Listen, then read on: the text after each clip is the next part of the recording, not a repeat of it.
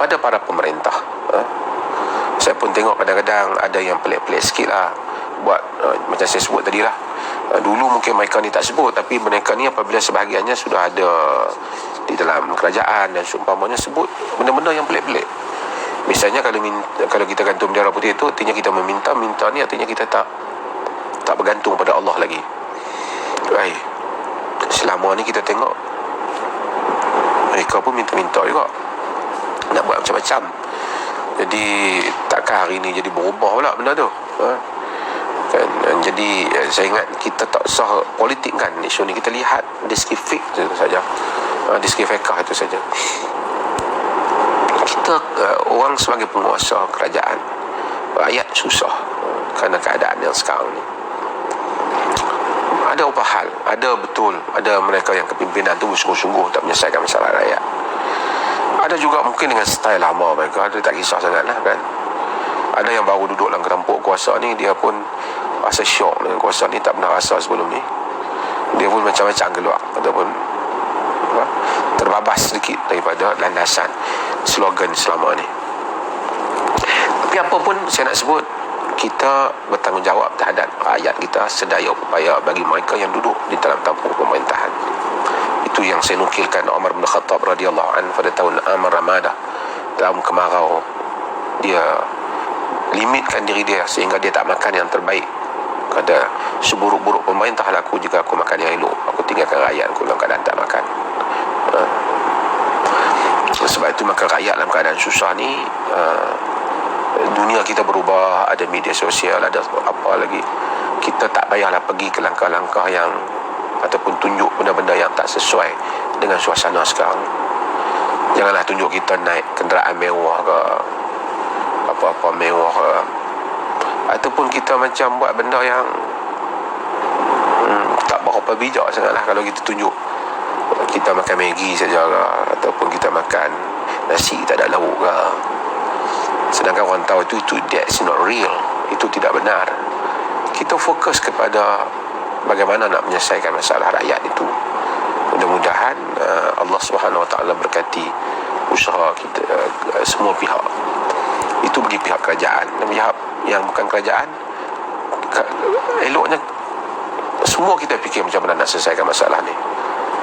Ini bukan masa saya fikir untuk macam mana kita fikir nak menjadikan ruang ini untuk kita merebut apa yang menjadi idaman kita sebahagian tu berpuluh tahun teringin pada sesuatu jawatan dan kedudukan.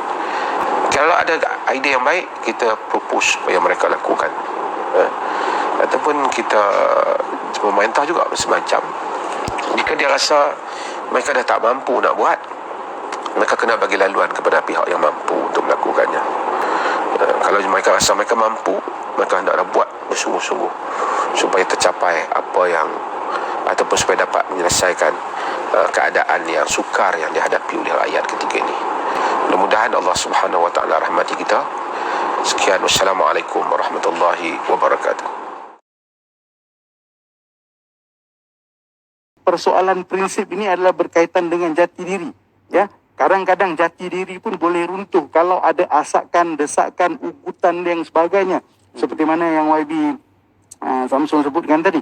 Jadi perkara-perkara ini kalau kita nak tunggu ada integriti dan sebagainya mungkin lambat.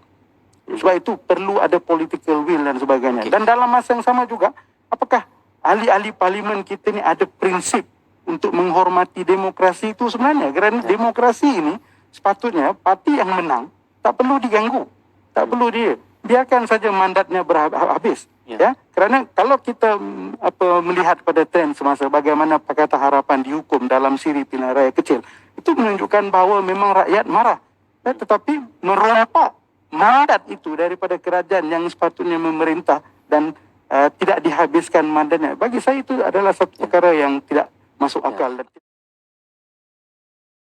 Tindakan yang Menteri Kewangan boleh lakukan, umpamanya dalam sektor pelancongan, ya. Kita sekarang ini gunakan PKPB sekat. Ya. Padahal boleh buat secara yang terpilih. Ada negara umpamanya ambil pendekatan yang lebih terbuka, lebih proaktif. Ya. Galakkan pelabur utama datang. Dia buat COVID test di negeri dia 2 minggu atau 10 hari sebelum. dia sampai di sini, buat COVID test satu kali lagi setelah 12 hari, ya. Dan siap dalam 4-6 jam, 1 hari saja kuarantin, dan dia boleh terus bekerja. Sekarang ini kita ikut standard format 12 hari. Siapa nak datang tunggu 2 minggu? Itu sebab kita harus ambil teliti. Pelancongan umpamanya.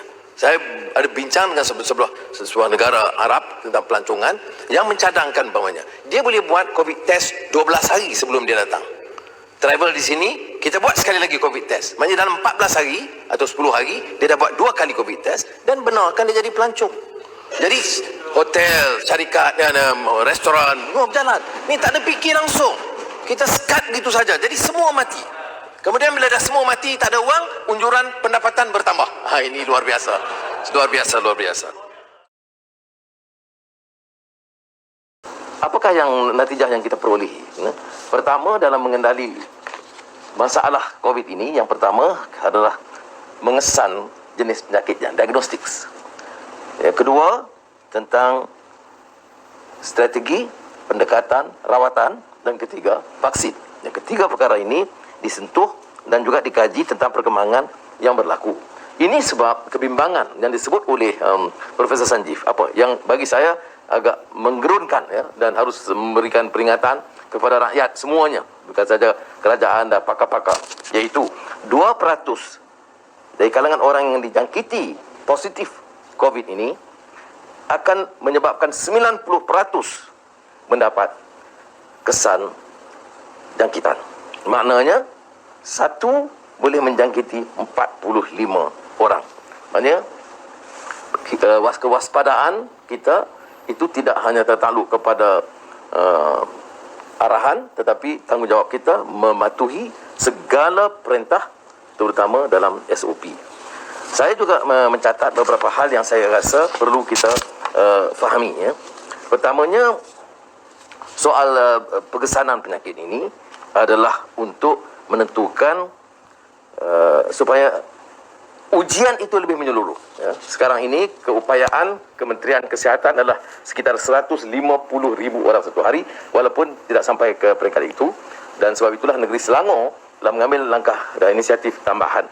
Kerana bila kita dapat kesan, kita tahu permasalahannya, dan kemudian mengenali simptom, petanda-petanda awal tentang penyakitnya sebelum kita dapat mengenal pasti langkah-langkah yang berikut yang harus diambil. Tetapi yang lainnya itu tentunya berbalik kepada soal yang kedua, iaitu jenis rawatan, langkah rawatan, dan kesediaan hospital, ventilator, ICU. Dan kadang-kadang angka ini juga tidak semuanya tepat kerana dilaporkan ada yang sudah dikesan mati, ya. Sama ada ketibaan mereka di hospital, dan oleh demikian unjuran kita itu tidak semestinya semuanya tepat. Sebab itulah disebut di sini pemahaman, kesedaran, education through communication. Harus ada penyelarasan yang lebih berkesan. Yang ketiga, walaupun kita akan ulas dalam bentuk yang lain kemudian, katanya ialah vaksin, menyegerakan vaksin. Jadi kita bicara soal MCO, lockdown, kita bicara soal katil dan sebagainya. Ini semuanya faktor yang berikutan akibat tidak adanya kesungguhan dalam memperoleh vaksin dan memastikan proses vaksinasi itu dapat dilaksanakan dengan segera. Dan pelaksanaan itu mengikut keutamaan pada peringkatnya, tetapi yang selalu ditinggalkan ialah kawasan desa, kawasan pedalaman, dan selalu diberi alasan kesukaran, tidak register, tidak daftar dan sebagainya. Tetapi kalau kita lihat angka yang saya tunjukkan ini, yang daftar paling tinggi sekarang ini di Sarawak, di mana kawasan desa dan pedalaman paling tinggi. Jadi apa yang diucapkan di Putrajaya itu tidak semestinya berlaku pada peringkat sesungguhnya, ya. Jadi Sarawak diikuti oleh Selangor, Negeri Sembilan itu, dan Pulau Pinang itu kadar pendaftaran yang tinggi. Mungkin kita katakan kalau Selangor, Pulau Pinang dan Negeri Sembilan itu lebih banyak kawasan-kawasan bandar, tetapi ada dua kawasan-kawasan yang dianggap desa dan pedalaman. Yang paling parah perlahan dari segi pendaftaran, Pahang, Kelantan dan Terengganu. Sebab itu kita katakan langkah harus diambil dan jangan berikan alasan sembrono, kerana kalau ada inisiatif dan kesungguhan, perkara ini dapat dilaksanakan. Itu dari segi saya katakan kesan akibat testing. Tetapi sekarang ini dari segi jumlah vaksin juga dipertikai. Dijanji sejak Januari, dan saya telah tegaskan berulang kali, jumlah vaksin yang akan diperolehi, dan kemudian ditangguh Mac, April, dan sekarang yang akhir Jun, dan ada jangkaan Famadiaga akan perolehi 4 juta bulan akhir Jun. Tetapi daripada penerimaan kepada pengaliran, pengagihan itu satu soal. Sebab itu kita katakan belajar dari pengalaman kita sudah 1 tahun ini. Bagaimana? Iaitu vaksin tidak boleh dengan kaedah yang ada sekarang. Ya. Pendaftarannya bukan jadi masalah. Kalau kita teruskan dengan langkah yang diambil bagi vaksin yang sedia ada, kemudian mengambil langkah untuk turun ke bawah dan ke klinik-klinik desa yang dilakukan, dan juga kepada klinik-klinik swasta yang kecil-kecil, GP yang disebut General Practitioners. Itu di Selangor umpamanya, Menteri Besar memaklumkan, sekiranya diberikan kelulusan setelah ditangguh sekian bulan, saya rasa langkah di Selangor harus lebihlah berurus supaya nampak perbedaannya. Ya. Dan kita gesah sekali lagi supaya perolehan diketahui, jangan berdolak dalik kerana angka itu berubah. Sekarang kita bicara tentang soal lockdown. Kita dikejutkan dengan pengumuman sebab minggu sebelumnya Perdana Menteri menyatakan tidak akan ada lockdown. Ya. Tidak akan diadakan kawalan yang ketat. Minggu semalam diumumkan. Ya. Tak ada kebijaksanaannya, ya, untuk kawasan-kawasan yang dianggap sangat mengancam keselamatan kesihatan rakyat. Tetapi kalau kita lihat angka dan data, sebab itu saya katakan data itu penting. Ini sains, kenyataannya. Kita lihat peta Malaysia. Ya. Kawasan yang dianggap mencabar itu adalah kawasan yang banyak kes. Ya. Tapi ada juga kawasan-kawasan pedalaman Pahang, di Sarawak, yang tidak menjadi masalah, itu kecil sekali. Mengapakah diadakan lockdown di seluruh negara? Itu harus Perdana Menteri memberikan penjelasan. Mengapa lockdown di kawasan yang tidak bermasalah? Mengapa tidak di-sekat sempadan itu supaya tidak ada perjalanan pulang balik, dan tetapi tidak mengenakan lockdown di kawasan yang tidak bermasalah, hanya sekadar kawalan minima. Itu penjelasan yang harus diberikan. Tetapi setiap kajian tentang lockdown itu menunjukkan lockdown itu akan memberikan kesan ekonomi yang parah. Kalau terpaksa, kita fahami. Tetapi orang tak terima sebab langkah diambil ini perlahan. Langkah menyelesaikan lembab. Yang tahu MCO lockdown. MCO lockdown. Ya, tetapi tindakan yang diambil untuk memperoleh vaksin, kejayaan di Amerika, di England dan beberapa tempat, kerana vaksin. Bila vaksin diberikan, tak payah fikir anjuran lockdown. Jadi, sebab itu, kita katakan, lockdown itu langkah terakhir bagi kelompok-kelompok terpaksa dilaksanakan. Tetapi, yang penting juga kita ketahui, lockdown itu kesan ekonomi yang parah, bukan kepada negara, kepada rakyat. Bila kita umum lockdown, kita kena umum sekaligus langkah menyelamatkan rakyat dari segi ekonomi. Apa hasil bantuan yang diberikan kepada mereka? Itu belum diberikan. Kedua, apakah sungguh-sungguh lockdown ini digunakan untuk mempercepatkan proses vaksin? Itu juga belum ada petanda. Apakah tidak mungkin kita luluskan? Saya desak kerajaan putuskan sekarang, hari ini, beri ruang kebenaran kepada mana-mana sektor swasta dan kerajaan negeri untuk membeli atau memperoleh vaksin dan menjalankan dengan lebih berkesan. Kerana ini soal keselamatan rakyat dan jangan dijadikan agenda politik dan soal komisen keuangan, keuntungan peribadi dan sebagainya. Ya. Itu kita nak ketegasan. Inilah yang saya tegaskan soal lockdown sekarang yang sudah pun diumumkan. Apa dia bantuan ekonomi kepada rakyat yang susah, dan juga apakah vaksin diberi kelonggaran supaya boleh membeli, rakyat membeli. Dan ini terkait juga soal moratorium bank. Kita desak tidak dipedulikan kerana takut bank rugi. Jadi negara kita ini nak jaga bank kononnya rugi. Tapi saya nak catat di sini, moratorium bank secara penuh dan automatik untuk 3 bulan ya, yang dicadangkan. Ya. Bank mencatatkan keuntungan sepanjang 2020. Maybank untung 2020. Masa COVID, masa orang dibuang kerja, masa pekerja bank dibuang kerja, masa orang susah nak hidup makan, nak bayar sewa, Maybank untung 2.39 bilion ringgit. Hong Leong 2.17 bilion ringgit. Public Bank 1.529 bilion ringgit. RHB 650.39 juta ringgit. Ketua pengurus CEO Bank semuanya naik gaji pada tahun 2020. Orang menderita, pekerja di bawahan dibuang kerja, yang lain dapat upah yang tinggi. Saudara, inilah sebab kita katakan harus dibenarkan moratorium untuk mengurangkan beban rakyat. Ini menunjukkan sikap kerajaan yang gagal. Gagal dalam melaksanakan tugas termasuk penyelesaian. Saya kemukakan penyelesaian. Data yang cukup, soal testing, dan lebih berkesan soal vaksin. Kemudian, bantuan kepada rakyat miskin dan moratorium bank. Kerajaan yang gagal, satu bab, tapi tidak prihatin. Ini yang lebih amat memualkan kerana tidak merasakan perih derita rakyat. Jadi saya selesaikan masalah ini dan minta Saudara Wan Hasni kemudian pergi kepada soal angka, data dan sains untuk menunjukkan percanggahan dan kelembapan yang kita sebutkan selama ini. Sila. Dalam persoalan data ni sebagaimana yang kita bincangkan sebelum ini, pertama kita berbincang tentang kesenjangan data.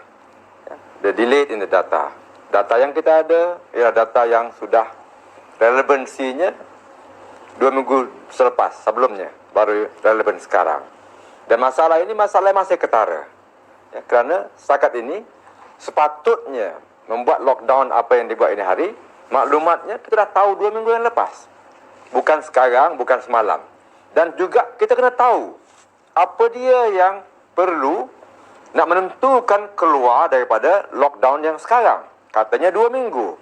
Adakah data dah menunjukkan bahawa dalam tempoh 2 minggu itu kita sudah boleh keluar? Adakah data menunjukkan bahawa fokus kita, unjuran kita bahawa angka COVID dalam 2 minggu dari sekarang berkurang katakan daripada 5,000 atau 100. Jadi angka-angka ini tak tahu. Apa dia kriteria untuk kita berhentikan lockdown yang sekarang ini? Ya? Jadi itu masalah yang besar dan saya akan tunjukkan unjuran dia sebagaimana saya akan paparkan nanti di sini. Bagaimana masalahnya? Kerana unjuran R0 yang dibuat oleh Kementerian Kesihatan daripada website Kementerian sendiri mengunjurkan bahawa perkara ini memang menaik. Kalau ikutkan apa yang ditunjukkan di sini, mustahil 2 minggu dari sekarang kita akan buang lockdown ini. Kerana R0 tidak akan turun secepat itu sebagaimana dijangkakan. Kalau mengikut data sains, R0 ataupun angka hanya boleh turun pada angka yang terkawal memakan waktu sekurang-kurangnya 6 minggu. Atau mungkin, sepatutnya mungkin kalau ikut sejarah yang PKP yang pertama, lockdown yang pertama, 12 minggu. Jadi, bila kita janjikan kepada rakyat tentang 2 minggu ini, adakah kita membohong lagi? Data kita ada. Semua ada data. Cuma yang tidak ada tadi, sebagaimana Datuk Seri jelaskan tadi, ialah data yang granular. Masalahnya, adakah lockdown ini kerana terjadi di daerah Petaling Jaya, kita punish orang di Sabak Bernam yang saya sering sebutkan ikut data. Jadi penting sekarang ini untuk fokus pada data dan sebagaimana dipaparkan di sini, contohnya hotspotnya di mana, daerah mana yang ada hotspot sekarang, negeri mana yang hotspot. Yang itu kalau betul-betul kita ambil cadangan Datuk Seri Anwar tadi tentang untuk buat tracing, contact testing dan tracing, bermakna kita boleh pergi bertumpu pada hotspot. Tapi kita tahu bahawa apa yang kita ada, capacity testing untuk kerajaan 150,000 sahaja per hari maksimal. Bagaimana dengan sektor swasta? Itu yang Datuk Seri cadangkan untuk negeri Selangor, untuk negeri di bawah penasihatan Datuk Seri boleh jelaskan. Maksudnya untuk melaksanakan di peringkat negeri dan fokus testing itu. Dan kapasiti itu perlu digabungkan dengan daripada pihak swasta. Ya? Okey, itu berkenaan testing. berkenaan dengan vaksin supply juga, sebagaimana yang tunjukkan dipaparkan ini, bagaimana jumlah pendaftaran dan sebagainya, setiap negeri kita lihat bahawa negeri demikian jauh di belakang, negeri ini di depan. Walau bagaimanapun yang paling jelas ialah jumlah yang divaksinasi masih jauh di bawah yang terdaftar. Persentasenya jelas, walaupun di Sabah katakan paling rendah pendaftarannya. Tapi okey, pendaftarannya di depan daripada jumlah vaccination. Jadi bagaimana kita menyelesaikan masalah ini? Ya? Jadi adakah masalahnya pendaftaran?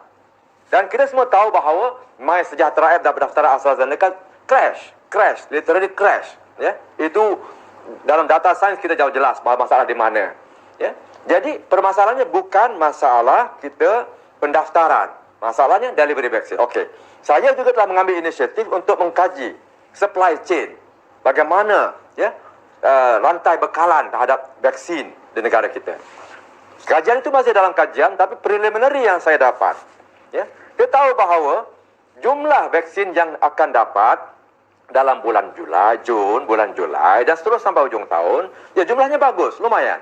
Masalahnya yang sekarang ini kalau kita nak vaksin, apa jumlah yang ada in our hand?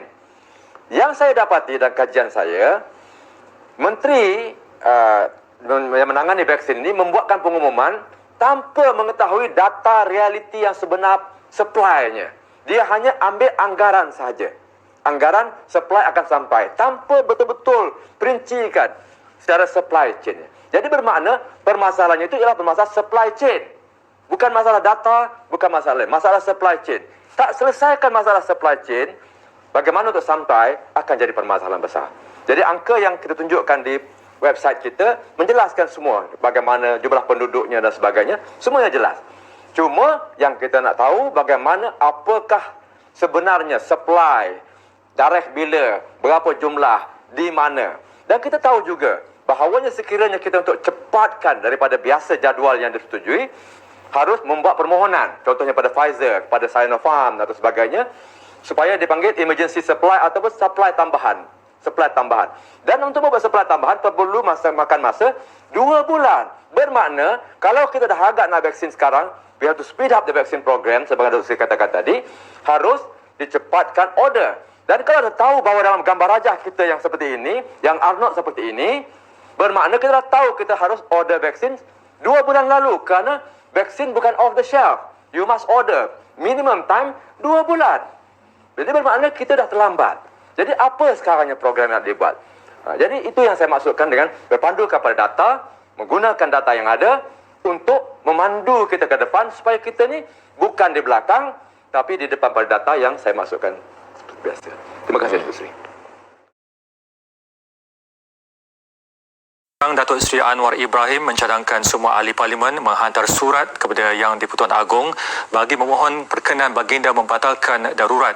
Selain itu, beliau yang juga pengurusi Pakatan Harapan juga menggesa surat berkenaan memohon agar baginda menitahkan sidang parlimen diadakan segera. Presiden PKR ini juga berkata beliau sudah menghantar surat kepada semua ahli parlimen supaya mereka berbuat demikian dalam kadar segera. Justru beliau berharap permohonan ahli parlimen nanti mendapat ihsan dan kebijaksanaan Yang di-Pertuan Agong untuk menarik balik pengisytiharan darurat dan seterusnya menitahkan agar sidang parlimen diadakan dalam kadar segera. Bersama kenyataan berkenaan, Datuk Seri Anwar turut menyertakan salinan surat yang dihantar beliau kepada semua ahli parlimen. Yang saya tahu pandangan konsensus dari awal bahawa peralihan kuasa harus berlaku dalam tempoh yang terdekat melalui penyertaan saya dalam parlimen. Jadi sekarang ini kita beri sokongan padu kepada Tun Mahathir menerujui dan saya berikan kepada kenyataan terbuka bagi laluan penuh dan ruang yang penuh untuk beliau mengemudi kerajaan tanpa sebarang tekanan atau gangguan. Ya. Jadi kalau saya pilih nanti untuk masuk dalam menyertai parlimen sebagai penyokong kerajaan, itu kedudukan saya.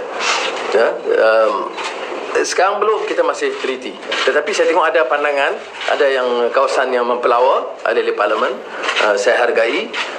Tapi kalau yang teliti umpamanya, proses itu harus berlaku dan dia harus bermula dengan penyertaan saya di parlimen. dan saya tidak fikir janggal untuk mana-mana ahli parlimen mempelawa untuk meletak untuk saya mengambil alih, dan jangan kita mendoakan orang mati cepat. Kalau tidak umpamanya kalau andaiannya umpamanya peralihan itu berlaku dalam masa 2 tahun umpamanya dan tidak ada yang mati, maka peralihan itu harus berlaku setelah 5 tahun umpamanya. Saya tidak mau dialog panjang soal ini, tapi saya tengok ada juga pandangan-pandangan begini umpamanya kata natural.